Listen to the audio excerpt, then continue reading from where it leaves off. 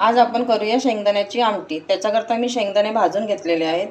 शेंगदाण्याच्या आमटीकरता लागणारं साहित्य: कोथिंबीर, 2 मिरच्या घेतल्या, लसूण आणि जिरा। आता आपण सर्व साहित्य मिक्सरच्या भांड्यात टाकून बारीक करून घेऊया।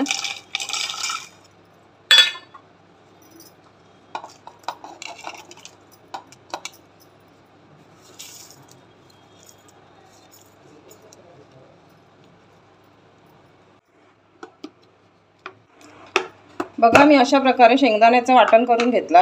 आता ते आपण काढून घेऊया। आता याच भांड्यात आपण टोमॅटो बारीक करून घेऊ।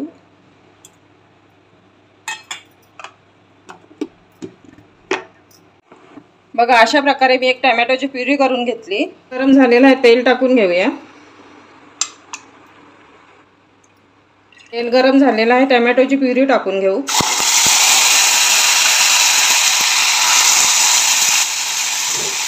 चवीनुसार मीठ टाकून घेऊया। मसाले टाकून घेऊ। 1 चम्मच हळद, 2 चम्मच मिरची पावडर,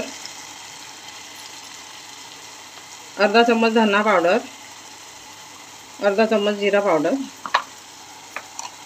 छान प्रकारे मिक्स करून घेऊ। शेंगदाणे बारीक केलेले होते ते टाकून घेऊया।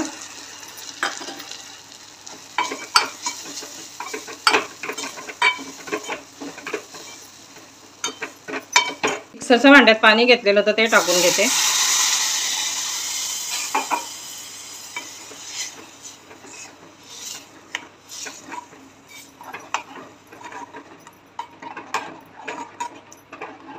एक ग्लास पाणी टाकून घेते।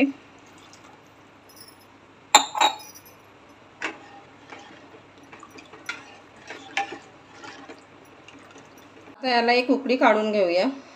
बघा, आपल्या शेंगदाण्याच्या आमटीला उकळी आलेली आहे। आता आपण कोथिंबीर टाकून घेऊ।